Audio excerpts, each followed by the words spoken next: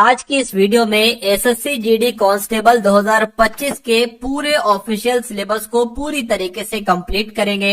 यानी कि जो भी आपके साथियों ऑफिशियल सिलेबस में टॉपिक्स हैं, हिंदी के, जीके, जीएस के, रीजनिंग के और मैथ के, उन सभी टॉपिक के जो सबसे टॉप लेवल के साथियों क्वेश्चंस हैं, आज के इस वीडियो में उन क्वेश्चंस को साथियों मैंने लिया है। मैं कहूंगा इस पूरी वीडियो को एंड तक आप लोग देखिएगा, आपको बहुत सारे नंबर साथियों एक तरीके से आप अपने सिक्योर कर सकते हो। यानी कि जो आपका पेपर होगा उस पेपर में यहां से इस क्लास से बहुत सारे सवाल साथियों आपको देखने को मिलेंगे। तो सबसे पहले हिंदी देखेंगे, उसके बाद जीके, जीएस, उसके बाद रीजनिंग और उसके बाद साथियों मैथ।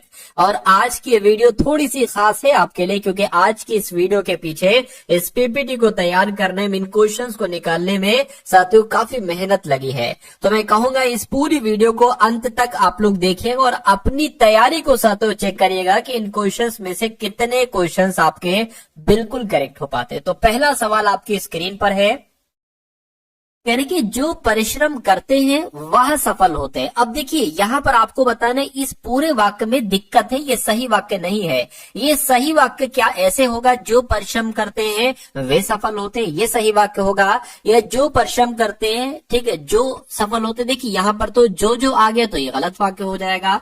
जो परिश्रम करते हैं वैसे, भाई वैसे यहां पर क्यों आ गया, ये भी गलत हो जाएगा। जो परिश्रम करते हैं वह सफल होते, ये तो यहां पर लगा ही हुआ है, वहां नहीं आएगा साथियों, वे आना चाहिए। यानी कि पूरा वाक्य आपका जो शुद्ध होगा ना, जो परिश्रम करते हैं वे सफल होते हैं, ये बिल्कुल शुद्ध वाक्य हो जाएगा और यही आपका बिल्कुल सही जवाब हो जाएगा। उसके बाद देखिए कह रहे कि तंग हाल होना, इस मुहावरे का मतलब क्या होता है। तो युद्ध में फंसना नहीं, बहुत अधिक बीमार होना नहीं, मानसिक बीमारी होना नहीं, आर्थिक तंगी होना। यानी कि अगर किसी के पास साथियों किसी को आर्थिक तंगी हो जाती है तो वो कहता है भाई आजकल तो बहुत तंग हाल है मेरे।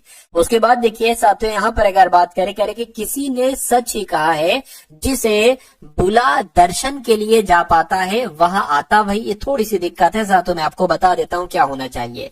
किसी ने सच ही कहा है, मान लीजिए अगर इस ऑप्शन को यहां पर रखे, किसी ने सच ही कहा है जिसे बुलावा आता है, क्या अब यहां पर अगर बात करें ना, ये आना चाहिए, इसके बाद ये आना चाहिए, जिसे बुलावा आता है वही माता के दर्शन के लिए जाता है। मैं कहूंगा बुलावा यहां पर बिल्कुल सही तरीके से फिट हो जाएगा। ये शब्द बुलाना नहीं होगा, बुलवाया नहीं होगा। पूरा वाक्य एक बार फिर से मैं आपको बता देता हूं, किसी ने सच ही कहा है कि जिसे बुलावा आता है वही माता के दर्शन के लिए जा पाता है। तो कुल मिला के आंसर आपका ऑप्शन नंबर बी हो जाएगा। अगला देखिए, कह के दिए गए विकल्पों में से शुद्ध वर्तनी वाले विकल्प का साथियों चयन कीजिए। मेरी प्रार्थना स्वीकार करें, आग लगने का कारण, यहां पर तो कारण गलत लिखा हुआ है, आपको बताना है शुद्ध वर्तनी वाला वाक्य कौन सा है। उसके बाद साथियों मृत्यु पर किसी का वश नहीं है, वश नहीं चलता, ठीक है। उसके बाद साथियों यहाँ पर किसकी तैयारी, ये भी गलत। मैं कहूंगा इन तीनों में कहीं ना कहीं मिस्टेक है, लेकिन ऑप्शन नंबर ए वाले को पढ़ते हैं तो मेरी प्रार्थना स्वीकार करें, इसमें कोई दिक्कत नहीं है। तो ये आपका शुद्ध वर्तनी वाला वाक्य हो जाएगा। उसके बाद देखिए साथियों कह रहे के यहां पर अगर बात करते हैं साथियों, कह रहे कि रेखांकित शब्द का विलोम आपको बताना है, तो श्याम का आपको विलोम बताना है। कृष्ण जी को उनके रंग के कारण श्याम भी कहते हैं, तो श्याम का विलोम क्या होगा, मैं कहूंगा श्वेत होगा।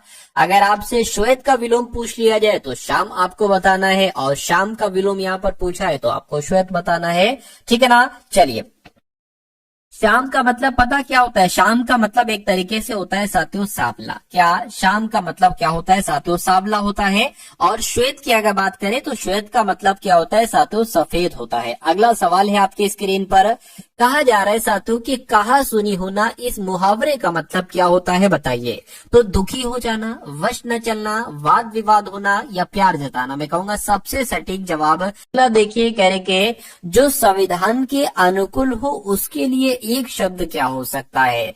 तो जो संविधान के अनुकूल हो उसको तो संवैधानिक कहा जाता है। क्या कहा जाता है साथियों, उसको संवैधानिक कहा जाता है। राइट आंसर आपका ए हो जाएगा। अगला देखिए, कहा जा रहा है कि वाक्य में रेखांकित शब्दों के लिए सही शब्दों के विकल्प का आपको चयन करना है। यानी कि यहाँ शुद्ध गाय का दूध मिलता है, शुद्ध गाय का दूध मिलता है। भाई गाय का शुद्ध दूध मिलता है ऐसे करके कुछ होना चाहिए था, तो ये तो गलत है। शुद्ध वाक्य आपको बताने कि यहाँ शुद्ध गाय की, देखिए शुद्ध गाय नहीं होती, गाय तो वही शुद्ध होती ही है। दूध शुद्ध है या अशुद्ध है, ये सवाल पैदा होता है। फिर से यहाँ पर साथियों देखिए, यहाँ शुद्ध दूध का गाय मिलता है, ये भी गलत है। परिवर्तन की आवश्यकता नहीं है, भाई परिवर्तन की आवश्यकता तो है इसमें। यहाँ गाय का शुद्ध दूध मिलता है, ये बिल्कुल सही आपका वाक्य हो जाएगा और यही आपका राइट आंसर हो जाएगा। अगला सवाल देखिए आपकी स्क्रीन पर है, कह रहे कि उस सही विकल्प का चयन कीजिए। दिए गए विकल्पों में से 3 विकल्प त्रुटि युक्त है जबकि 1 सही है। तो आपको बताना है शुद्ध वाक्य कौन सा है। मैं तुमसे रविवार को मिलूंगा, ठीक, मैं तुमसे रविवार के दिन मिलूंगा। देखिए जब रविवार कह दिया है तो दिन मेरे हिसाब से नहीं आना चाहिए।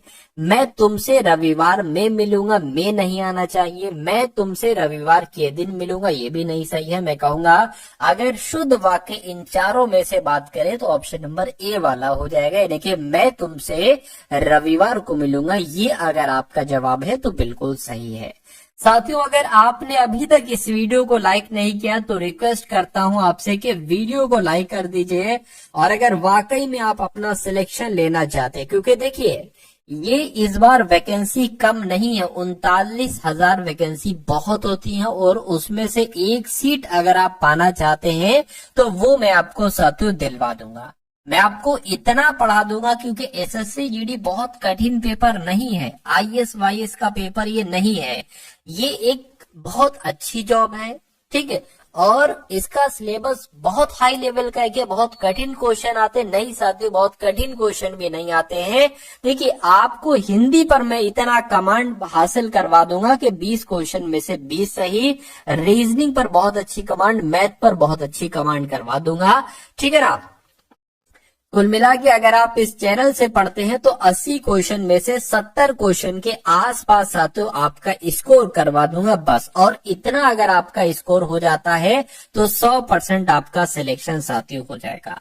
तो साथियों पढ़ते रहिए, इसलिए चैनल पर नए हैं तो चैनल को तुरंत क्या कर लीजिए, सब्सक्राइब कर लीजिए, ठीक है ना। डेली यहाँ पर ऐसी क्लास आपके लिए चलती है। चलिए तो अब यहाँ पर अगर बात करते क्या कहा जा रहा है, कह रहे कि दिए गए वाक्य में रेखांकित शब्द का विलोम आपको बताना है। तो यहाँ पर अगर बात करें पश्चिम भारत आधुनिक मंदिरों से भरा हुआ है, तो आधुनिक का विलोम की अगर बात करें नए होगा, अनुदमी होगा, पौराणिक होगा, अनुदमी होगा, पौराणिक होगा या नवीन होगा। मैं कहूंगा पौराणिक यहाँ पर सबसे सटीक जवाब आपका हो जाएगा, यानी कि आधुनिक का विलोम क्या हो जाएगा साथियों, पौराणिक हो जाएगा। अगला देखिए कह रहे कि वाक्य में रेखांकित शब्द के लिए सही वर्तनी आपको बताना है। तो अगर बात करें शीघ्र ही वैद को ले आओ, तो ये गलत लिखा हुआ है। शीघ्र कैसे लिखा जाता है, जैसे आपका ऑप्शन नंबर डी में लिखा हुआ ऐसे लिखा जाता है।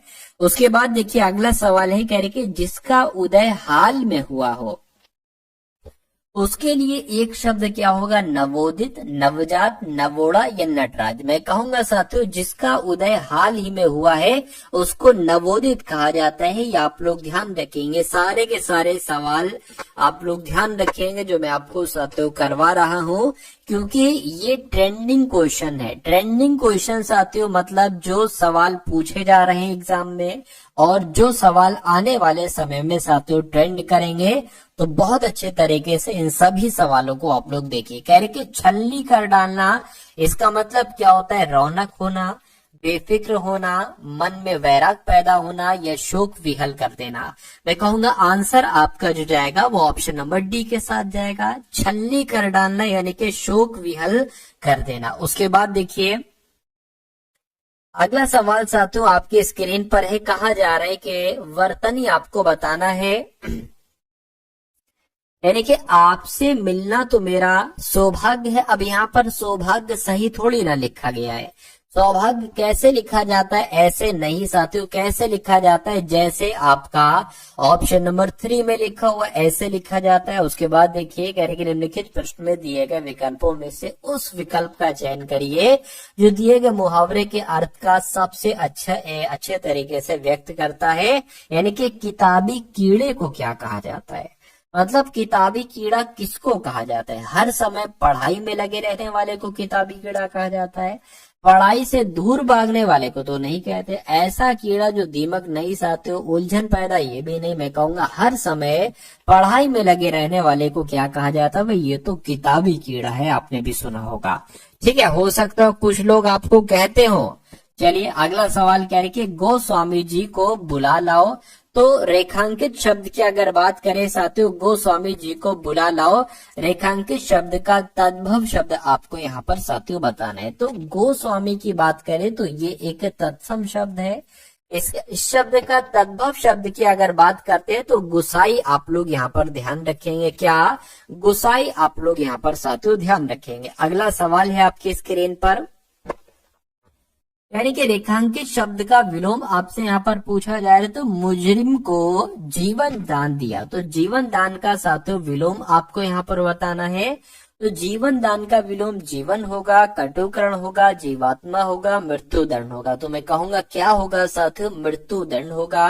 यानी कि जीवन दान का विलोम मृत्यु दंड और मृत्यु दंड का विलोम क्या हो जाएगा? जीवन दान हो जाएगा। अगला सवाल आपकी स्क्रीन पर है, कहा जा रहा है कि रेखांकित शब्द का विलोम बताइए। यानी कि अगर बात करें यह समूह अलगाव की राह पर है, तो अलगाव का आपको बताना है विलोम क्या होगा। अलगाव का मतलब क्या? अलगाव का विलोम क्या? समाज होगा, अपूर्ण होगा, निडर होगा या एकीकरण होगा? बताइए।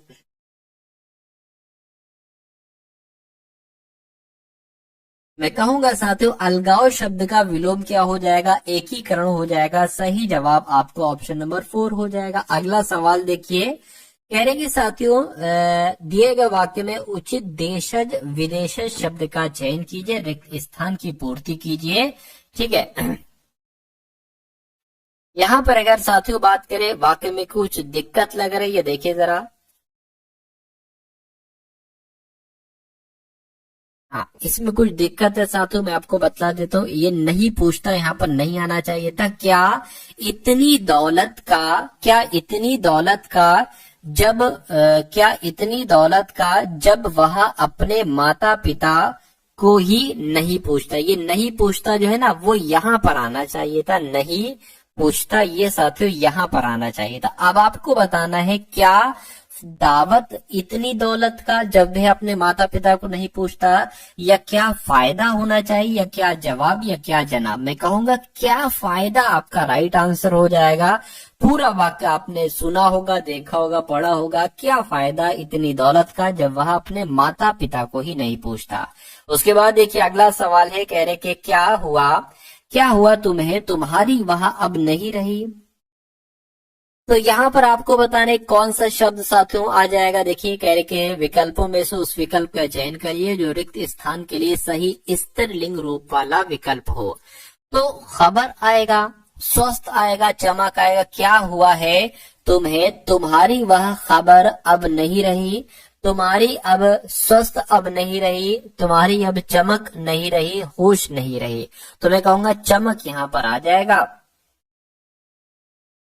ठीक है ना, चमक यहाँ पर साथियों आ जाएगा। क्या हुआ तुम्हें, तुम्हारी अब वह चमक नहीं रही। अगला सवाल देखिए आपके स्क्रीन पर है, कह रहे हैं कि पासा पलटना, इसका मतलब आपको बताना है साथियों। पासा पलटने का मतलब क्या होता है? जान छुड़ाना, या समय नष्ट करना, कठिन परिश्रम करना, या स्थिति उलट जाना। मैं कहूंगा स्थिति उलट जाने को कहा जाता है कि भाई पासा पलट गया। दिए गए शब्द का पर्यायवाची साथियों आपको यहाँ पर पूछा जा रहा है। यानी कि निशा शब्द की अगर हम बात करते हैं तो निशा का पर्यायवाची क्या होता है? शुद्ध नहीं, दंत नहीं, खेद नहीं साथियों। निशा को रात्रि कहा जाता है, रात कहा जाता है। आंसर आपका डी के साथ जाएगा। अगला सवाल देखिए, कहा जा रहा है कि दिए गए वाक्य में रेखांकित शब्दों के लिए सही शब्दों वाले विकल्प का चयन करिए। क्या लिखा हुआ है? काम खत्म होने के बाद हमने संतोष की सांस ली। तो साथियों सांस लिया यहाँ पर लिखा हुआ है, तो दिक्कत की अगर बात करें सांस लिया में है, तो होना क्या चाहिए? काम खत्म होने के बाद हमने संतोष की सांस ली, ये सही वाक्य होगा। या काम खत्म होने के बाद हमने संतोष की सांस लाओ, ये होगा। मैं कहूंगा ये तो नहीं होगा। परिवर्तन की आवश्यकता नहीं, बिल्कुल साथियों परिवर्तन की आवश्यकता है। काम खत्म होने के बाद हमने संतोष की सांस ली, ये भी नहीं होगा। बचा कौन सा? ऑप्शन नंबर 1 वाला बचा, और यही आपका राइट आंसर हो जाएगा। इनके पूरा वाक्य जो शुद्ध होगा ना वो ऐसे होगा, काम खत्म होने के बाद हमने संतोष की सांस ली। उसके बाद देखिए कहा जा रहा है साथियों, अटल का पर्यायवाची क्या हो सकता है बताइए। तो अटल को क्या कहा जाता है? अडिग कहा जाता है, अडिग कहा जाता है, कहते हैं भाई। तो आंसर आपका जो जाएगा वो ऑप्शन नंबर ए हो जाएगा, 1 हो जाएगा। अगला सवाल आपकी स्क्रीन पर है, देखिए साथियों और बताइए इसका राइट आंसर क्या होगा। कह रहे कि 4 विकल्पों में से उस सही विकल्प का चयन करिए जो वाक्यांशों के लिए एक शब्द का विकल्प हो, जो बाह्य संसार के ज्ञान से अनभिज्ञ हो। उसके लिए एक शब्द क्या हो सकता है साथियों बताइए। तो उसको क्या कहा जाता है? अलौकिक कहा जा सकता है। यानी कि अगर ये सवाल आपसे एग्जाम में पूछा जाए कि जो बाह्य संसार के ज्ञान से अनभिज्ञ हो उसको क्या कहा जाएगा, तो उसको अलौकिक कहा जाएगा। राइट आंसर आपका सी हो जाता है। उसके बाद देखिए साथियों,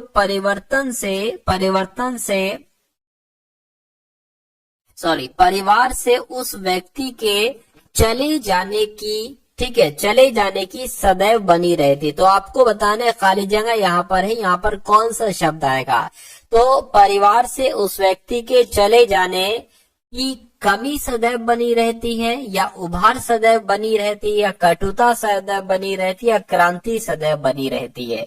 तो मैं कहूंगा इस खाली जगह में ऑप्शन नंबर 1 वाला ये शब्द आ जाएगा, और पूरा वाक्य ऐसे हो जाएगा कि परिवार से उस व्यक्ति के चले जाने की कमी सदैव बनी रहती है। उसके बाद देखिए कह रहे कि जिसकी कोई उपमा ना हो उसके लिए एक शब्द क्या होगा, तो उसको तो अनुपम कहा जाता है, जिसकी कोई उपमा ना हो। अगला सवाल आपकी स्क्रीन पर कह रहे कि हिट रिफ्रेश नामक पुस्तक के लेखक कौन है। तो अब यहाँ पर साथियों आपके सामने जीके के क्वेश्चंस यहाँ पर शुरू हो चुके हैं, ठीक है ना। जीके के क्वेश्चंस को देखेंगे, रीजनिंग और उसके बाद मैथ के क्वेश्चंस को देखेंगे। देखिए भाई कह रहे कि हिट रिफ्रेश नामक पुस्तक के लेखक कौन है, तो सत्य नडेला इनका नाम है, और सत्य नडेला ही हिट रिफ्रेश नामक पुस्तक के लेखक है। अगला सवाल कह रहे कि असहयोग आंदोलन के दौरान किसने पटना कॉलेज छोड़ा जबकि उसकी परीक्षा के केवल 20 दिन ही बचे थे। तो किनकी बात चल रही है साथियों, आपसे यहाँ पर ये पूछा जा रहा है। मैं कहूंगा जयप्रकाश नारायण की बात चल रही है। असहयोग आंदोलन के दौरान जयप्रकाश नारायण ने पटना कॉलेज छोड़ दिया था और उनकी परीक्षा में केवल 20 दिन का समय बचा हुआ था। तो ये सवाल आपसे अगर परीक्षा में पूछा जाए तो इसका राइट आंसर मैंने आपको बता दिया है। उसके बाद देखिए कह रहे काकोरी ट्रेन डकैती एक्शन में किन क्रांतिकारियों को फांसी की सजा दी गई थी। चलिए, तो राम प्रसाद बिस्मिल, अशफाक उल्लाह खां, बिल्कुल साथियों आप लोग ध्यान रखेंगे काकोरी ट्रेन डकैती एक्शन में राम प्रसाद बिस्मिल और अशफाक उल्लाह खां को फांसी की सजा दी गई थी। उसके बाद देखिए कहा जा रहा है आपसे कि पृथ्वी की भूमध्य रेखीय परिधि लगभग कितनी है। तो साथियों कितनी है ये आपको यहाँ पर मालूम होना चाहिए, 40,075 किलोमीटर। ये क्या है, ये पृथ्वी की भूमध्य रेखीय परिधि है। आंसर आपका सी हो जाता है। उसके बाद देखिए कहा जा रहा है कि 21 मार्च और 23 सितंबर को उच्चतम सूर्य ताप प्राप्त होता है। तो किस पर प्राप्त होता है साथियों, भूमध्य रेखा पर होता है। मैं कहूंगा बिल्कुल, यानी कि 21 मार्च और 23 सितंबर को उच्चतम सूर्य का तापमान होता है भूमध्य रेखा पर होता है, ये आपको याद रखना। उसके बाद देखिए अंतरराष्ट्रीय चावल अनुसंधान संस्थान ये कहाँ पर है, तो ये साथियों मनीला में है। इनका भी आंसर ऑप्शन नंबर डी है। मैं कहूंगा बिल्कुल करेक्ट है, ठीक है ना। साथियों यहाँ पर मैं आपको एक बात बता देना चाहता हूँ कि अभी साथियों ठीक है आपके लिए क्या किया गया, जो हमारी एप्लीकेशन है वहां पर आपके लिए फ्री टेस्ट साथियों डाल दिए गए हैं, ठीक है। अभी आप देखेंगे एक आध दिन में और आपके लिए जो है वो टेस्ट अपलोड किए जाएंगे। उन टेस्ट को साथियों लगाकर, बिल्कुल फ्री टेस्ट है, उन टेस्ट को लगाकर साथियों आपको मालूम पड़ेगा क्या मालूम पड़ेगा कि आपकी तैयारी कितनी हो चुकी है। तो डिस्क्रिप्शन में टारगेट सिलेक्शन एप्लीकेशन का ऐप का लिंक दे दिया गया है, वहां से जाकर उस एप्लीकेशन को डाउनलोड कर लेना और उन फ्री टेस्ट को साथियों जरूर आप लोग लगाइएगा। चलिए तो बढ़ते हैं साथियों अब इस सवाल पर। कह रहे हैं कि विश्व का कॉफी का पोर्ट किसे कहा जाता है। तो विश्व का कॉफी का पोर्ट साथियों किसे कहा जाता है, सेंटोस को कहा जाता है। किसको, सेंटोस को कहा जाता है। उसके बाद देखिए यानी कि भारतीय संविधान का वो कौन सा अनुच्छेद है जो व्यक्ति के विदेश यात्रा के अधिकार को संरक्षण प्रदान करता है। तो किस अनुच्छेद की बात चल रही है साथियों, अनुच्छेद 21 की बात चल रही है। ये आपका राइट आंसर हो जाएगा। भारतीय संविधान के अनुच्छेद 21 के दायरे में क्या नहीं आता है। तो साथियों क्या नहीं आता है, मृत्यु दंड, विदेश यात्रा। देखिए विदेश की यात्रा पर आप जा सकते हैं, ये आपको स्वतंत्रता है अनुच्छेद 21 के तहत। जीवन जीने के अधिकार में भी साथियों आपको स्वतंत्रता है अनुच्छेद 21 के तहत, और अपनी पसंद से विवाह भी आप कर सकते हैं। लेकिन मृत्यु दंड की अगर बात करें तो ये साथियों नहीं है। तो मैं कहूंगा नहीं है, तो यही आपका राइट आंसर हो जाएगा। उसके बाद देख लीजिए अगला सवाल है, कह रहे कि राज्यपाल को विधान परिषद में कितने सदस्यों को मनोनीत करने की शक्ति प्राप्त है। तो मैं कहूंगा क्या कुल सदस्यों की संख्या की 1/6 भाग, 1/10, 1/15 या 1/2 आप लोग ध्यान रखेंगे। 1/6 भाग की अगर बात करें, यानी कि राज्यपाल को विधान परिषद में कितने सदस्यों को मनोनीत करने की शक्ति है। तो कुल मिला के जितने सदस्य होंगे ना, तो उन सदस्य की संख्या की 1/6 भाग कर लोगे तो उतने सदस्यों को मनोनयन किया जा सकता है राज्यपाल के द्वारा। उसके बाद देखिए अगला सवाल है, यानी कि राज्य विधानमंडल के द्वारा पारित कोई विधेयक किसकी अनुमति के पश्चात अधिनियम का स्वरूप धारण करता है। तो किसकी अनुमति के बाद साथियों, राज्यपाल की अनुमति के बाद आप लोग ध्यान रखेंगे अधिनियम का स्वरूप ले लेता है। उसके बाद देखिए निम्नलिखित में से किस अनुच्छेद का समर्थन डॉक्टर भीमराव अंबेडकर के द्वारा इस तर्क पर किया गया था कि इसका प्रयोग अंतिम उपाय के रूप में किया जाएगा। तो किस अनुच्छेद की अगर बात करें तो मैं कहूंगा अनुच्छेद 356 आपका राइट आंसर हो जाएगा। यानी कि अनुच्छेद 356 का समर्थन डॉक्टर भीमराव अंबेडकर के द्वारा इस तर्क पर किया गया था कि इसका प्रयोग अंतिम उपाय के रूप में किया जाएगा। उसके बाद देखिए कहा जा रहा है कि निम्नलिखित में से कौन सा एक भारतीय संविधान के अंतर्गत आपातकाल की उद्घोषणा का आधार नहीं हो सकता है। तो साथियों कौन सा नहीं हो सकता है आपसे पूछा जा रहा है। युद्ध हो सकता है, सशस्त्र विद्रोह हो सकता है, बाह्य आक्रमण हो सकता है, आंतरिक अशांति नहीं हो सकता है। ये आपका इस सवाल का सही जवाब हो जाएगा। उसके बाद देखिए अगला सवाल, कहने के रजत को दीर्घ दृष्टि है, ठीक है, दीर्घ दृष्टि दोष है, उसकी दृष्टि को सही करने के लिए नेत्र विशेषज्ञ उसे किस प्रकार के लेंस की सलाह देगा। अगर दीर्घ दृष्टि दोष है तो साथियों उत्तल लेंस का उसको इस्तेमाल करना चाहिए। राइट आंसर आपका डी हो जाता है। अगला सवाल कह रहे कि आंखों में प्रवेश करने वाले प्रकाश की मात्रा को किसके द्वारा नियंत्रित और विनियमित किया जा सकता है। तो किसके द्वारा साथियों, पुतली आपका यहाँ पर सही जवाब हो जाएगा। ठीक है, चलिए कह रहे कि गुप्त साम्राज्य के निम्नलिखित राजाओं में से कौन सा एक अच्छा वीणा वादक भी था। तो किसकी बात चल रही है साथियों, समुद्रगुप्त। आप लोग ध्यान रखेंगे क्योंकि समुद्रगुप्त एक अच्छा वीणा वादक भी था, इसको वीणा बजाने का शौक था। किस काल को भारतीय इतिहास का स्वर्ण युग कहा जाता है। तो आप लोगों को मालूम होना चाहिए गुप्त काल की अगर बात करते हैं, गुप्त काल को ही साथियों भारतीय इतिहास का स्वर्ण युग कहा जाता है। नेक्स्ट नंबर का सवाल आपकी स्क्रीन पर है साथियों। अब यहाँ पर अगर बात करें तो करंट अफेयर के क्वेश्चंस आप लोग देखेंगे। ठीक है, जारी आईसीसी टेस्ट ऑलराउंडर रैंकिंग में कौन शीर्ष पर रहा है। तो इनका नाम है रविंद्र जडेजा, और ये आईसीसी टेस्ट ऑलराउंडर रैंकिंग में शीर्ष पर रहे हैं। यानी कि आईसीसी ने किस भारतीय खिलाड़ी पर मैच फीस का 20% जुर्माना लगाया है? तो साथियों विराट कोहली पर यह जुर्माना लगाया गया है। आईसीसी ने विराट कोहली पर मैच फीस का 20% का जुर्माना लगा दिया है। उसके बाद देखिए कहा जा रहा है कि बाल्ड ईगल को किस देश का राष्ट्रीय पक्षी बनाया गया है? तो साथियों यूएसए का राष्ट्रीय पक्षी किसे बनाया गया है? बाल्ड ईगल को बनाया गया है, ये भी आपको मालूम होना चाहिए। उसके बाद देखिए कह रहे कि मनिका जैन को किस देश में भारत का राजदूत नियुक्त किया गया है? तो अगर बात करते हैं मालडोवा देश की, तो मालडोवा देश में भारत का राजदूत किसे नियुक्त किया गया है? मनिका जैन को किया गया है। उसके बाद देखिए भारत ने मलेरिया के मामलों में कितने प्रतिशत की कमी हासिल की है? तो भारत ने मलेरिया के मामलों में साथियों तकरीबन 97% की कमी हासिल की है, ये भी आपको याद रखना चाहिए। ये सवाल भी आपके एग्जाम में साथियों पूछा जा सकता है। उसके बाद देखिए साथियों वीडियो को अगर लाइक न किया तो वीडियो को साथियों लाइक कर दीजिए और चैनल पर अगर नए हैं तो चैनल को साथियों तुरंत आप लोग सब्सक्राइब कर लीजिए, ठीक है। और अभी रीजनिंग का थोड़ा सा साथियों वेट कीजिए, कुछ क्वेश्चन और हैं, उसके बाद रीजनिंग को हम लोग यहाँ पर देखेंगे। कह रहे कि अटल युवा महाकुंभ और अटल स्वस्थ मेले का उद्घाटन कहाँ पर किया गया है? तो साथियों कहाँ पर किया गया है ये आपसे पूछा जा रहा है, फटाफट आप लोग बता दीजिए। तो साथियों लखनऊ में किया गया, उत्तर प्रदेश के लखनऊ में ही अटल युवा महाकुंभ और अटल स्वस्थ मेले का उद्घाटन किया गया है।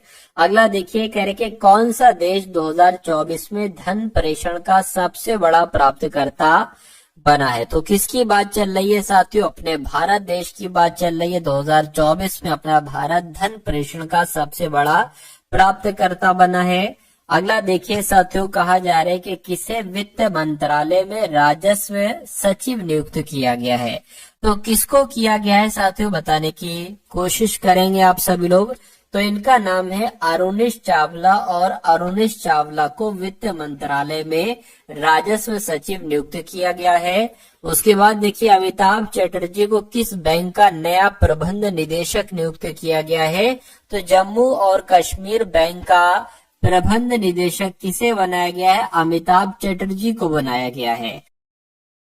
हाल ही में कहा पहली वाइन उत्पादन इकाई की साथियों शुरुआत की गई, आपसे पूछा जा रहा है। तो यहाँ पर अगर बात करें कहाँ पर की गई है? उत्तराखंड में की गई है। राइट आंसर आपका ऑप्शन नंबर सी हो जाएगा। उसके बाद देखिए अगला सवाल है, तो अब यहाँ पर साथियों आपके रीजनिंग के क्वेश्चन शुरू हो चुके हैं। तो सभी के सभी रीजनिंग के क्वेश्चन देखिएगा, और यहाँ से साथियों आपके कई सारे एग्जाम में भी सवाल पूछे जाएंगे।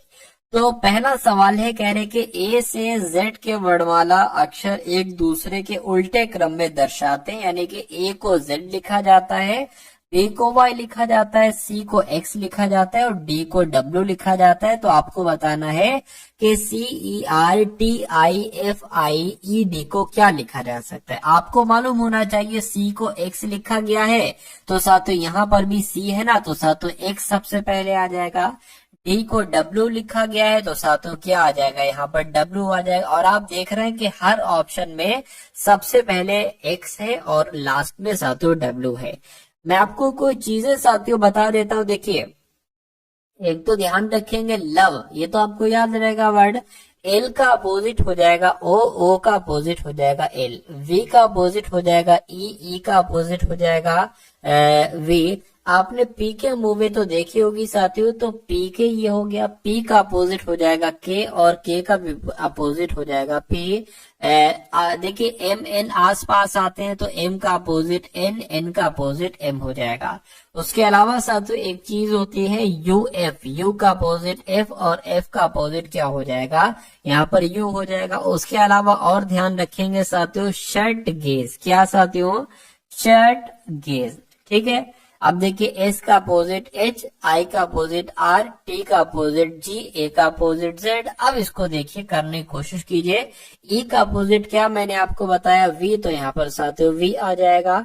आर का अपोजिट मैंने आपको क्या बताया? आर का अपोजिट आई बताया, तो यहाँ पर साथियों आई आ जाएगा। टी की बात करें, टी का अपोजिट मैंने जी बताया, यहाँ पर साथियों जी आ जाएगा। आई का अपोजिट मैंने क्या बताया, आई का अपोजिट आर बताया, तो यहाँ पर आर आ जाएगा। एफ की अगर बात करें, ये एफ का अपोजिट यू बताया, तो साथ में यहाँ पर यू आ जाएगा। उसके बाद एक सेकेंड रुकिए जरा, इसको मैं अभी हटा देता हूं। ठीक है, क्या लिखा है, ठीक है, आई का अपोजिट क्या बताए, आई का अपोजिट साथियों आर बताए, यहाँ पर आर आ जाएगा। ई की बात करें, ई का अपोजिट वी बताया मैंने, और डी का अपोजिट क्या डब्ल्यू हो जाएगा। तो ऐसा कौन से ऑप्शन में लिखा हुआ है साथियों, X V I G R U R V W, मैं कहूंगा ऐसा ऑप्शन नंबर बी में लिखा हुआ है। तो ये क्या होगा, ये आपका साथियों बिल्कुल सही जवाब हो जाएगा। अगला सवाल आपकी स्क्रीन पर, कहा जा रहा है साथियों के वाई बी की माँ है, बी का विवाह सी से हुआ है, और एक्स सी का पिता है, जे एक्स का इकलौता पुत्र है, के जे की इकलौती संतान है। तो बी का जे से क्या संबंध होगा, जो जो कहा जा रहा है वो करते जाइए। बी की माँ वाई है, तो साथियों हम मान लेते हैं यहाँ पर क्या कि बी की माँ कौन हो गई साथियों, बी की माँ वाई हो गई, माइनस लगा दिया, बी की माँ वाई हो गई। उसके बाद कहने के बी का विवाह सी से हुआ है। अभी हमें नहीं पता है कि बी पति है या पत्नी है, बी का विवाह सी से हुआ है, ठीक है।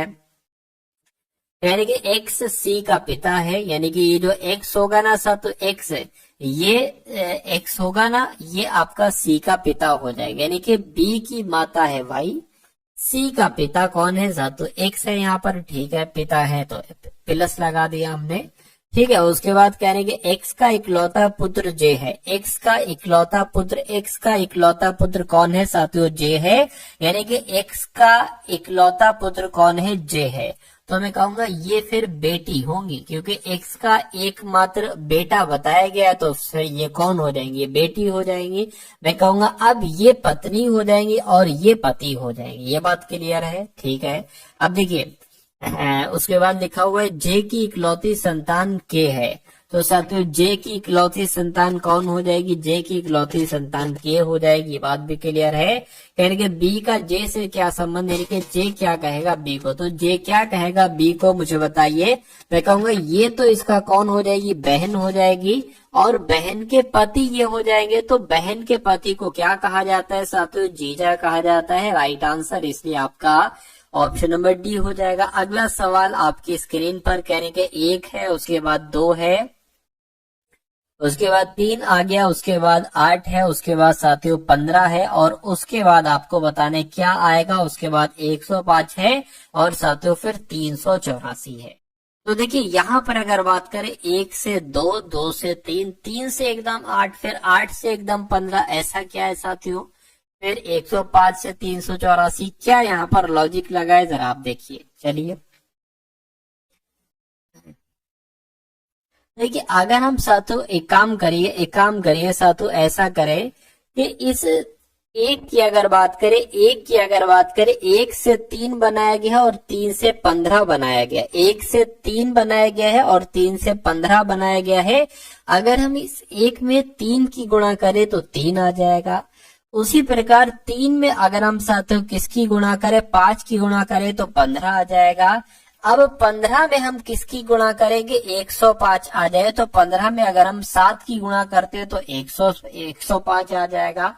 अब इसको देख लीजिए, 2 में साथियों किसकी अगर हम गुणा करें, तो मैं कहूंगा अगर हम 4 की गुणा करते हैं तो क्या आ जाएगा साथियों, इतना आ जाएगा। अब यहाँ पर कितनी साथियों गुणा करें, ये पूछा जा रहा है आपसे। तो यहाँ पर अगर साथियों बात करते हैं हम लोग 6 की गुणा करें, ठीक है। अब देखिए 4, क्योंकि एक एक नंबर छोड़ के यहाँ पर आ रहा है, तो एक एक नंबर छोड़ के यहाँ पर भी आएगा, यानी कि 8 छंग कितने हो जाएंगे साथियों, 8 छंग आपके 48 के 48 यहाँ पर आएगा। एक सेकंड रुकिए, अभी इसकी अगर बात करें, अब एक नंबर छोड़ के, यानी कि यहाँ पर 8 से हमें गुणा कराना पड़ेगी, तो अगर 48 अट्ठे 384 होते हैं। एक सेकेंड,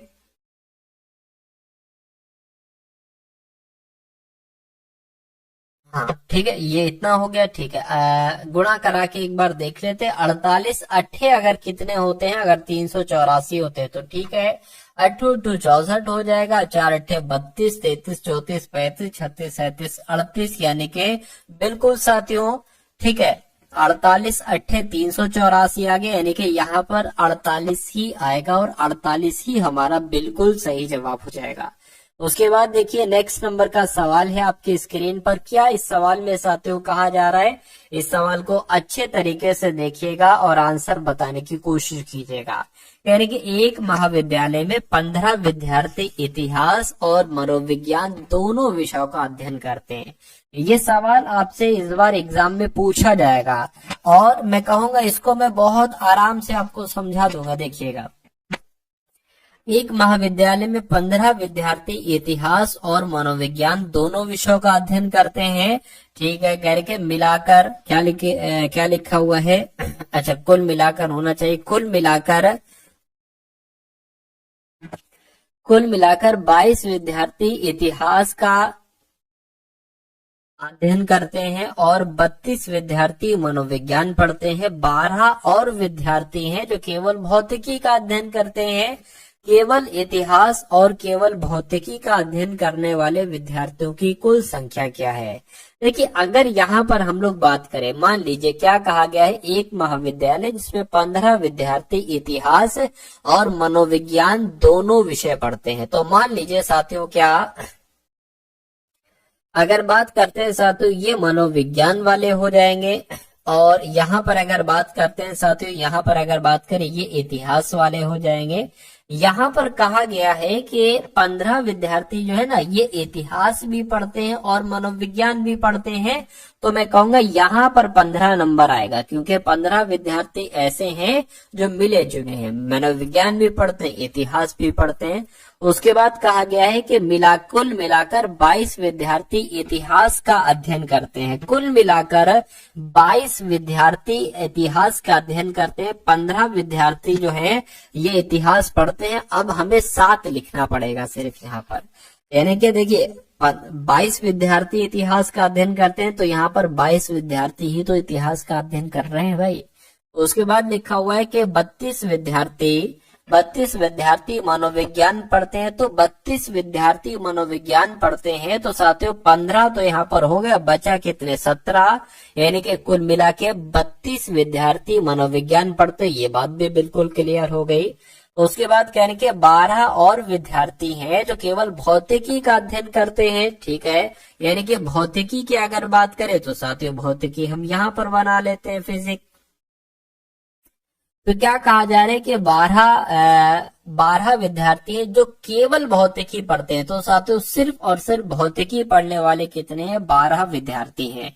यानी कि केवल इतिहास और केवल भौतिकी का अध्ययन करने वाले विद्यार्थियों की कुल संख्या कितनी है। सिर्फ इतिहास पढ़ने वाले विद्यार्थी 7 हैं और साथियों अगर बात करें सिर्फ भौतिकी पढ़ने वाले विद्यार्थी 12 हैं।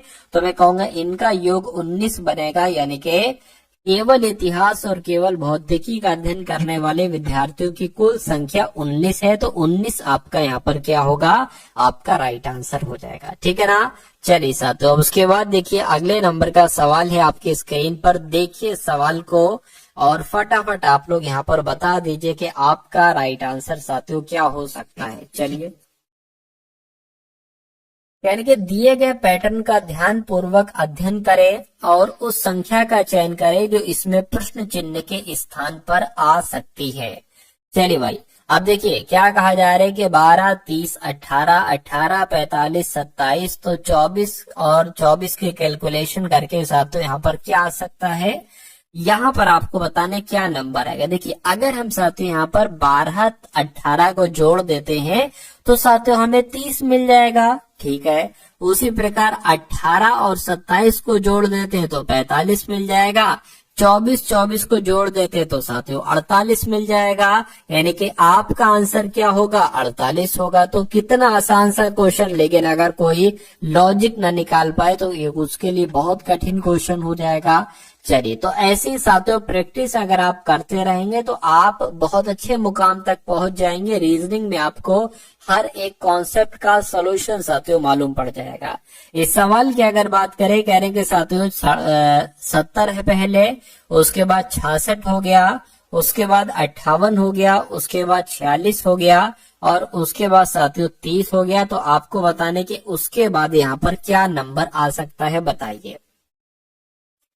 तो यहाँ पर अगर बात करें, देखिए इसमें कितना माइनस करेंगे तो 4 माइनस करेंगे, इसमें कितना माइनस करेंगे, 66 से 58 बनाने के लिए 8 माइनस करेंगे, 58 से 46 बनाने के लिए साथियों 10 और 2 यानी कि -12 करेंगे, 46 से 30 अगर जाना है तो साथियों कितने माइनस करेंगे, 16 माइनस करेंगे।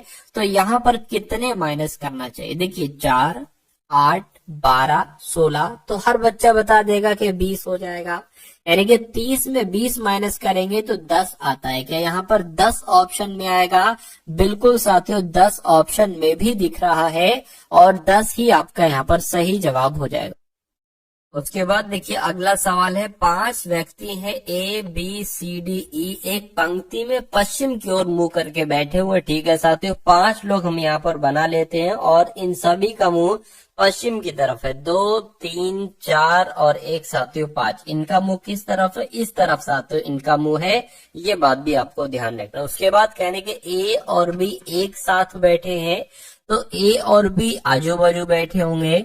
C दक्षिणी सिरे पर बैठे है, तो दक्षिणी सिरा ये है, उत्तरी सिरा ये है। तो D कहाँ पर बैठा है? D साथियों यहाँ पर बैठा है। और क्या कहा जा रहा है? अच्छा, C दक्षिणी सिरे पर बैठा है। C की अगर बात करते हैं तो C जो है ना, C ये दक्षिणी सिरे पर बैठा है और D उत्तरी सिरे पर बैठा है, यानी कि D साथियों यहाँ पर बैठा है। और कहने के E जो है ना, E ये B और C के बीच में बैठा है। तो B और क्या कहा जा रहा है? B और C के बीच में, देखिए C ये है, D जाहिर सी बात है यहाँ पर बनेगा। तो B और C के बीच में कौन बैठा है? E बैठा है, यानी कि E आपका यहाँ पर बैठ जाएगा। अब 1, 2, 3, 4, 5 में से 4 लोग आप बैठा चुके हो, एक बचा है। कौन बचा? A बचा है, तो A यहाँ पर बैठ जाएगा। सवाल में क्या पूछा जा रहा है? कह रहे कि दक्षिण से तीसरे स्थान पर कौन है? तो 1, 2, 3 दक्षिण से तीसरे स्थान पर कौन है साथियों? बी है। तो आपका जवाब क्या होगा? ऑप्शन नंबर बी आपका बिल्कुल करेक्ट आंसर हो जाएगा। उसके बाद देख लीजिए अगले नंबर का सवाल है, कह रहे कि यदि पूर्व को पश्चिम कहा जाए। देखिए अब मैं आपको सिंपल से एक चीज बता देता हूँ। सिंपल सी चीज क्या है साथियों, ये आपका क्या कहलाएगी? रियल, ये पूर्व कहलाई जाएगी। और इसकी बात करें तो ये साथियों पश्चिम हो जाएगी, और इसकी बात करें तो ये दक्षिण हो जाएगी, और इसकी अगर बात करें तो ये उत्तर हो जाएगी। ठीक है ना। अब क्या कहा जा रहा है? कह रहे कि पूर्व को पश्चिम कहा जाए तो पूर्व, यानी कि ये क्या कहा जा रहा है साथियों? पश्चिम इसको कहा जा रहा है। ठीक है, यानी कि 180 डिग्री घुमा दिया गया है। और पश्चिम को उत्तर कहा जाए, पश्चिम को उत्तर कहा जाए। ठीक है भाई, चलो कोई नहीं। पश्चिम की अगर बात करते हैं, पश्चिम को साथियों यहाँ पर उत्तर कहा गया है, और उत्तर को क्या कहा गया? उत्तर को दक्षिण कहा गया, और दक्षिण को क्या कहा गया है? उत्तर कहा गया है। तो भारत में सूर्योदय किस दिशा में होता है? तो सूर्योदय की अगर बात करते हैं तो पूरब दिशा में होता है। किस दिशा में होता है साथियों? पूरब, यानी कि इस दिशा में होता है। तो पूरब को क्या कहा गया है? पश्चिम कहा गया है। तो आपका जवाब क्या होगा साथियों? पश्चिम आपका यहाँ पर बिल्कुल सही जवाब हो जाएगा। ठीक है ना। चलिए अगला सवाल आपकी स्क्रीन पर है, देखिए और बताइए सवाल का जवाब आपका क्या हो सकता है। कह रहे कि सभी धागे पिन है।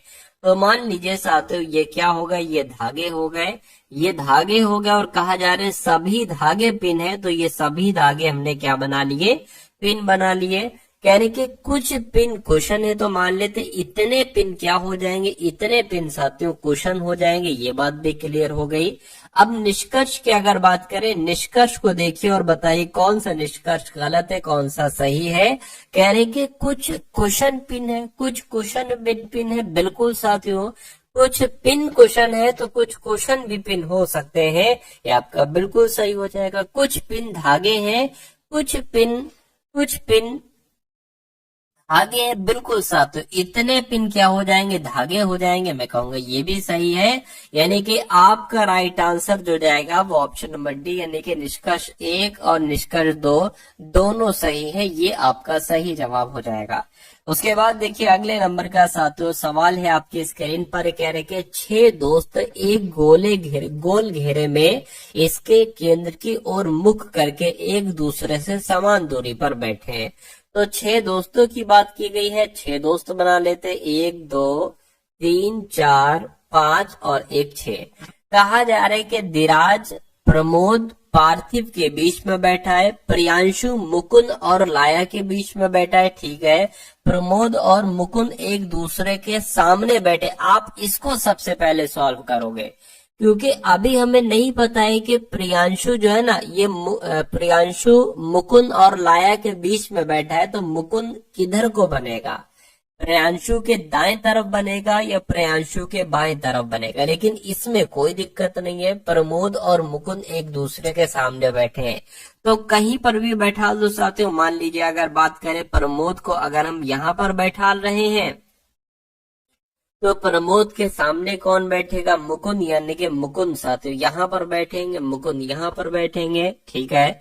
उसके बाद क्या कहा जा रहा है साथियों के प्रमोद के बाएं और बगल में लाया है, तो प्रमोद का बायां किधर होगा, मैं कहूंगा प्रमोद का बायां इधर होगा, यानी कि इधर को साथियों लाया बैठे हैं, ठीक है। अब पार्थिव के बाईं ओर कौन बैठा है, तो पार्थिव हमें देखना होगा कहाँ पर बैठे हैं।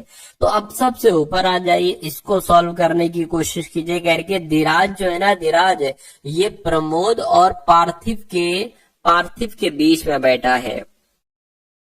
तो धीराज की अगर बात करें साथियों, देखिए अगर हम प्रमोद यहाँ पर बना दें और पार्थिव यहाँ पर अगर साथियों बैठाल दें, तो सवाल में क्या कहा गया, सवाल में कहा गया था कि प्रमोद, ये प्रमोद हो गया, और पार्थिव के बीच में धीराज बैठा है, यानी कि धीराज साथियों यहाँ पर आ जाएगा, ठीक है। ये बात भी क्लियर होगी। 6 लोग थे, 6 में से 5 आपने बैठा दिए, 1 बचे हैं, 1 कौन बचे हैं साथियों, यहाँ पर अगर बात करते हैं, देख लेते इसको, प्रियांशु मुकुंद और लाया के बीच में बैठा है, मुकुंद लाया बीच में कौन बैठ जाएगा साथियों, प्रियांशु बैठ जाएगा। तो कुल मिला के 6 लोग थे, 6 आपने बैठा दिए। पार्थिव के बाईं और बगल में कौन बैठा है, तो पार्थिव किधर है, पार्थिव के बाईं और साथियों बगल में कौन बैठा है, धीराज बैठा है। तो धीराज आपका क्या हो जाएगा, सही जवाब हो जाएगा। और जिनका भी आंसर मेरे आंसर से पहले था उन सभी का आंसर यहाँ पर बिल्कुल करेक्ट हो जाता है। अब उसके बाद देखिए साथियों, यहाँ पर आपके सामने मैथ के क्वेश्चन शुरू हो चुके हैं, तो इन सभी मैथ के क्वेश्चंस को साथियों जरूर देखिएगा। बहुत शानदार कॉन्सेप्ट यहाँ पर इस वीडियो में साथियों मैंने लिए हैं। तो मैथ का साथियों पहला सवाल है, कहा जा रहा है कि किसी संख्या के 40% और उसी संख्या के 30% का अगर डिफरेंस देखा जाता है, अंतर देखा जाता है, तो 70 है, तो वो संख्या बता दीजिए, वो संख्या कौन सी है। देखिए ये सवाल ऑप्शन से भी हो सकता है।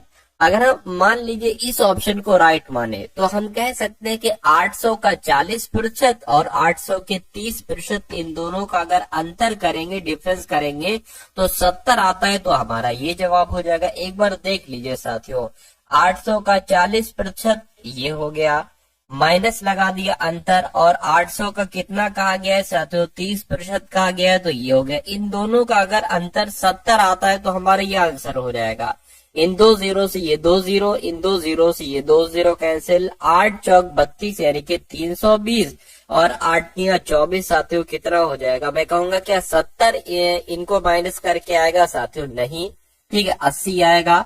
तो ये लॉजिक क्या हो जाएगा साथियों, हमारा फेल हो जाएगा। दूसरा एक बार हम देख लेते हैं दूसरे ऑप्शन को, 600 का साथियों 40% और 600 का कितना साथियों 30%, ये 100 लगा लिया, यहाँ ये 100 लगा लिया, इन 2 जीरो से ये 2 जीरो, इन 2 जीरो से ये 2 जीरो कैंसिल, 6 चौक आपका 24 हो गया और 6 3 18 हो गया साथियों। के इनका अंतर क्या एक तरीके से आएगा, मैं कहूंगा इनका अंतर भी 70 नहीं आएगा, तो ये भी साथियों आंसर नहीं हो सकता। अब सी वाले को चेक कर लेते एक बार, जरा देखिए 70 का क्या साथियों 40% और 70 नहीं बल्कि 700 का 40% और 700 का 30%, 2 जीरो कैंसिल, 2 जीरो कैंसिल, 100 यहाँ पर जो लिखो गया, 7 चौक 28 यानी कि 280, 7 21 यानी कि 210। क्या इनका डिफरेंस 70 आएगा, बिल्कुल साथियों इनका डिफरेंस 70 आएगा, अंतर 70 आएगा। तो हमारा जवाब क्या होगा साथियों, ऑप्शन नंबर सी हमारा बिल्कुल सही जवाब हो जाता है। उसके बाद देखिए साथियों, नेक्स्ट नंबर का सवाल है। इस सवाल को बहुत अच्छे तरीके से आप लोग समझिएगा, क्योंकि मेरा मानना है कि ये सवाल आपके एग्जाम में पूछा जा सकता है। कह रहे कि एक कार को 8 दिनों में पूरा करने के लिए 20 व्यक्तियों को लगाया जाता है। ठीक है, कोविड-19 संक्रमण के कारण 4 व्यक्ति 4 दिन के बाद कार छोड़कर चले जाते हैं। ठीक है, कार को पूरा करने के लिए आवश्यक दिनों की कुल संख्या ज्ञात कीजिए। देखिए, अब किसी कार को पूरा करने के लिए 8 दिनों के लिए 20 व्यक्ति लगाए जाते हैं। मैं कहूंगा साथियों, 8 दिन 20 व्यक्ति कार्य करते रहते हैं, तो कुल कार्य कितना होगा? 8 की 20 से करेंगे तो 160, यानी कि ये पता क्या आ गया, ये कुल कार्य आ गया। क्या आ गया साथियों?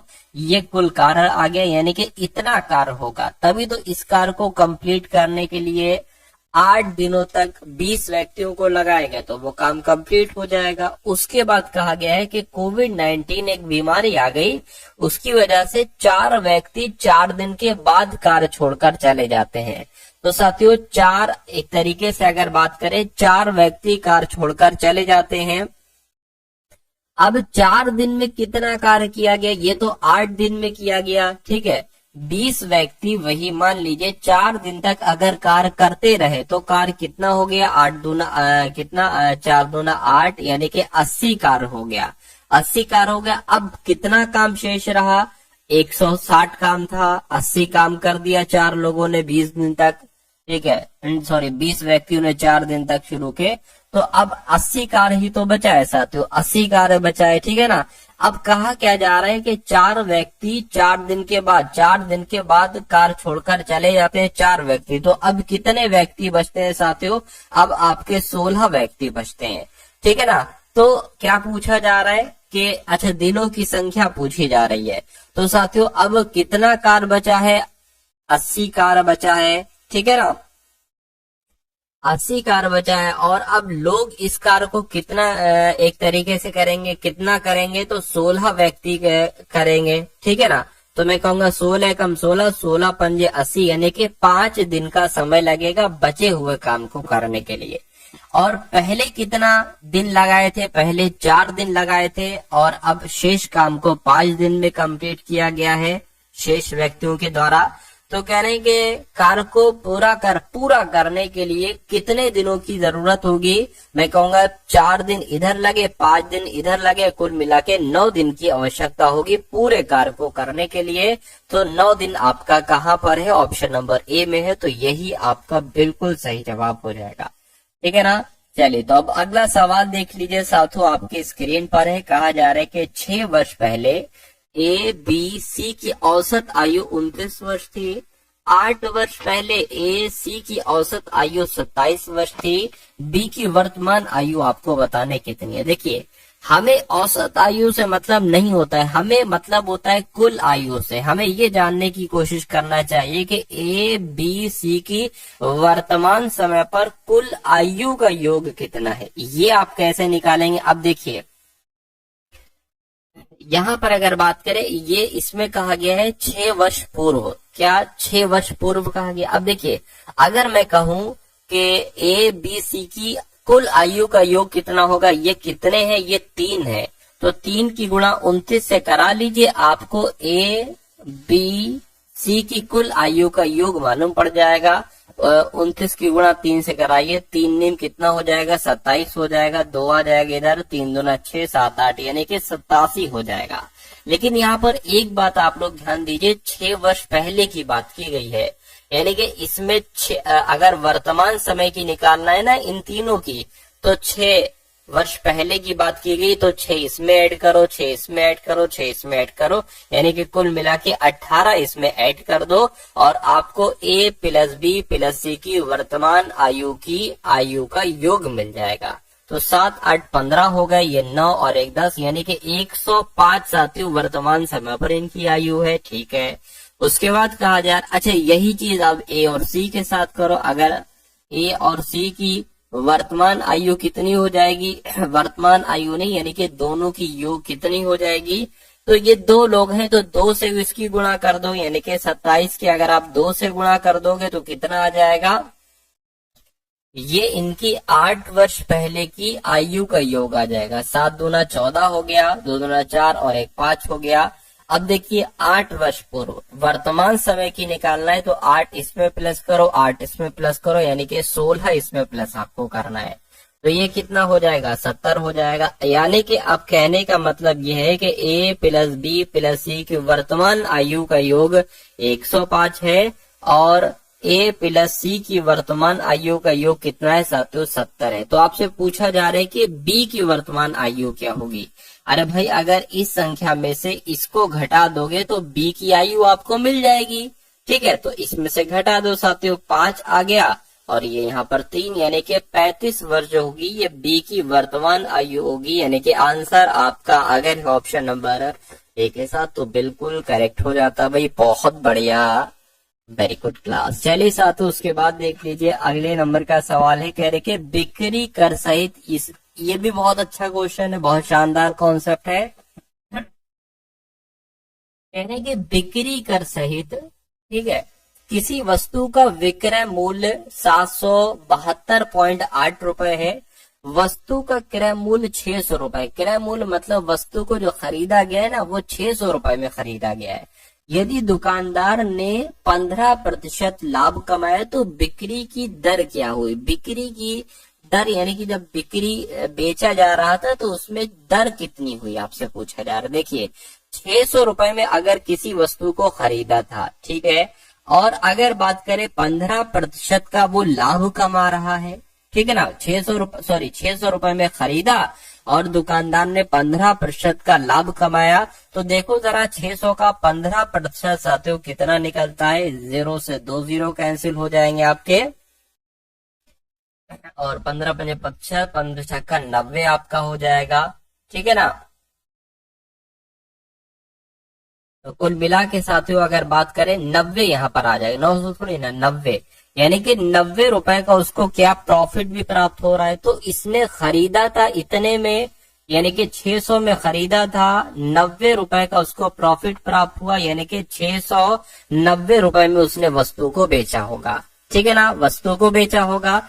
अब यहाँ पर कहा गया है कि विक्रय मूल्य जो है वो 772.8 है। तो जरा 772 क्या साथियों, 772.8 में से 690 को घटा दो, 690 को क्या कर दो साथियों, घटा दो। चलिए घटा देते हैं इसको हम लोग, तो यहाँ पर क्या हो जाएगा 17 में से साथियों तो 8 बच जाएगा यहाँ पर, मतलब कुल मिला के 82.8 रुपए यहाँ पर क्या आ जाएगा, एक तरीके से दर आ जाएगी।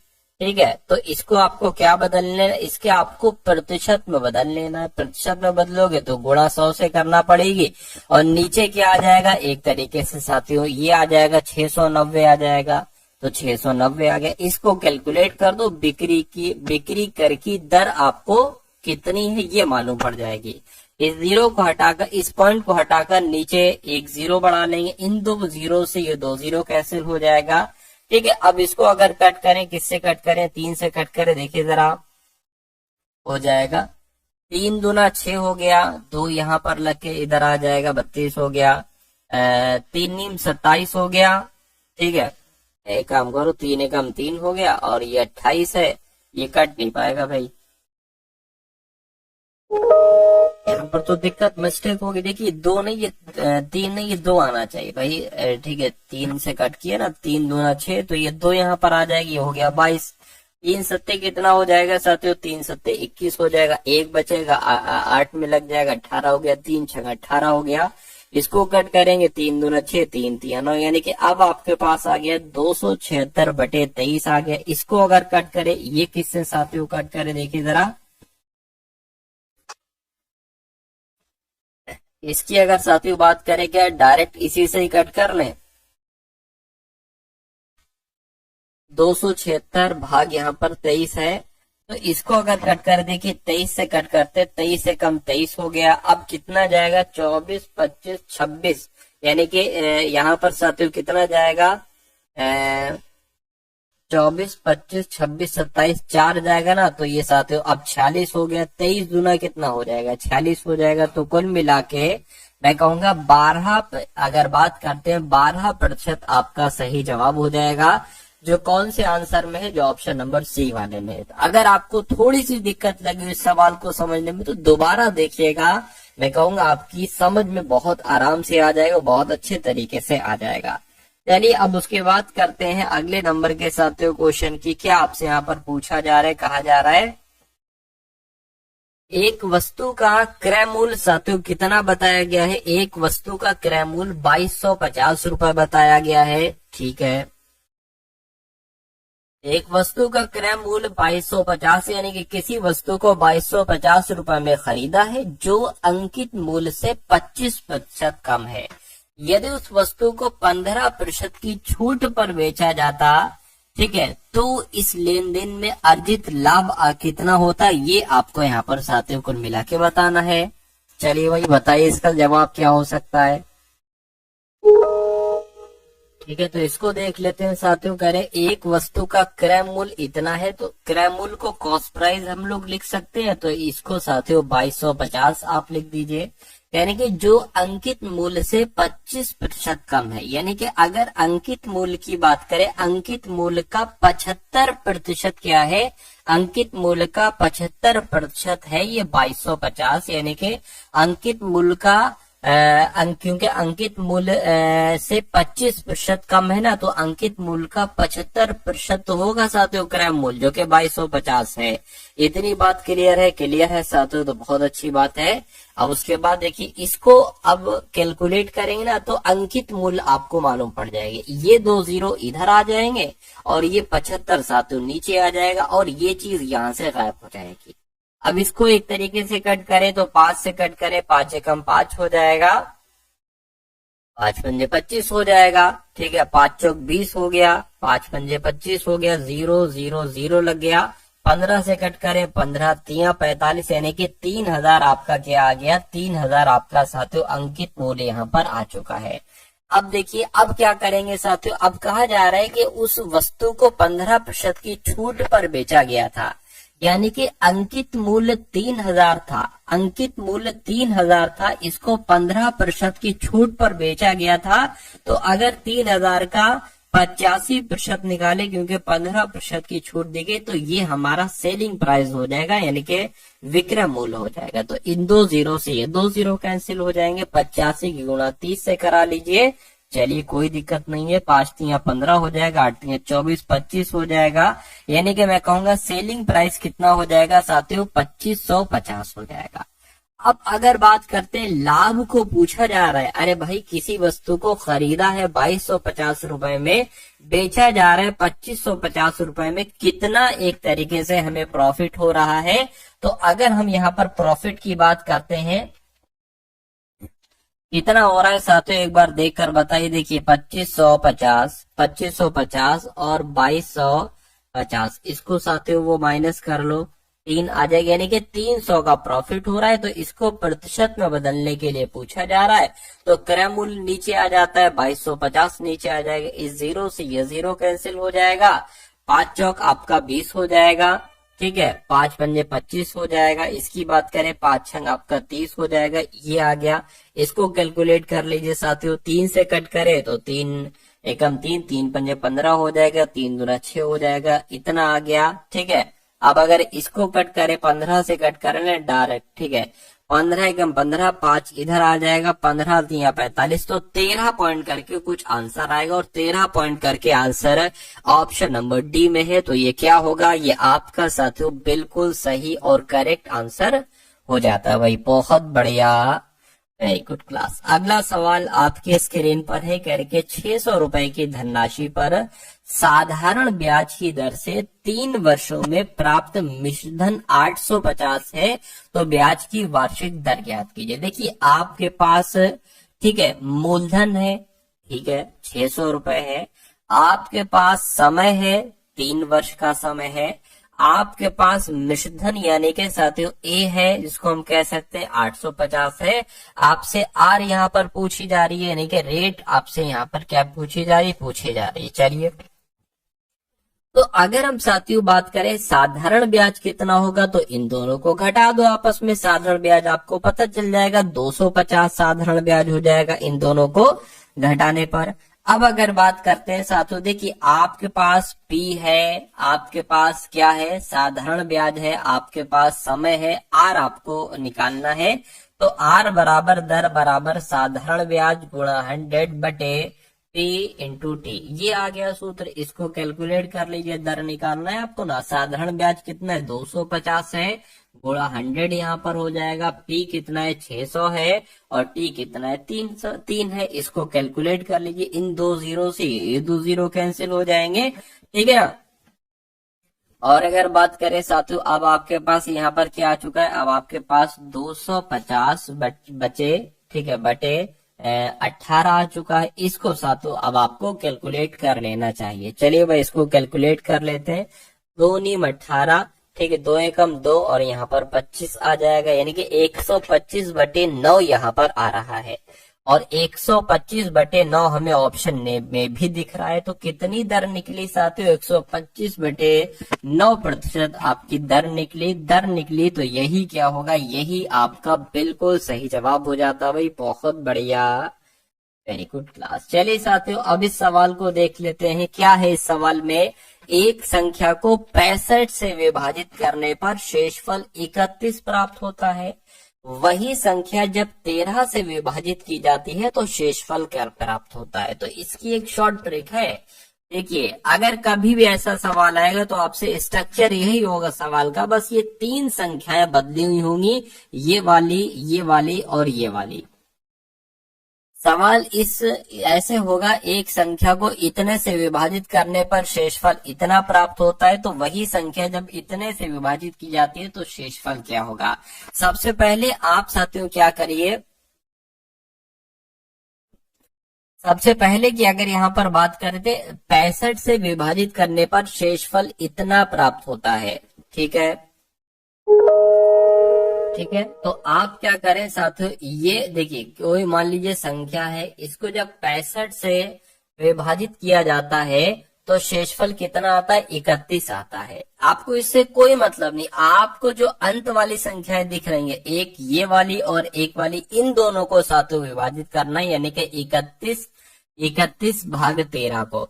अब देखिए जो शेषफल बचता है ना, वही आपका आंसर हो जाएगा। 13 कम 13, 13 दूना 26 हो जाएगा। शेषफल कितना बचा, 5 बचा। तो आपका शेषफल 5 हो गया और यही आपका आंसर हो गया, ठीक है ना। वही संख्या जब 13 से विभाजित की जाती है तो शेषफल कितना बचेगा, तो 31 और 13 को विभाजित करना है, जो शेषफल होगा वही आपका आंसर हो जाएगा भाई। बहुत बढ़िया।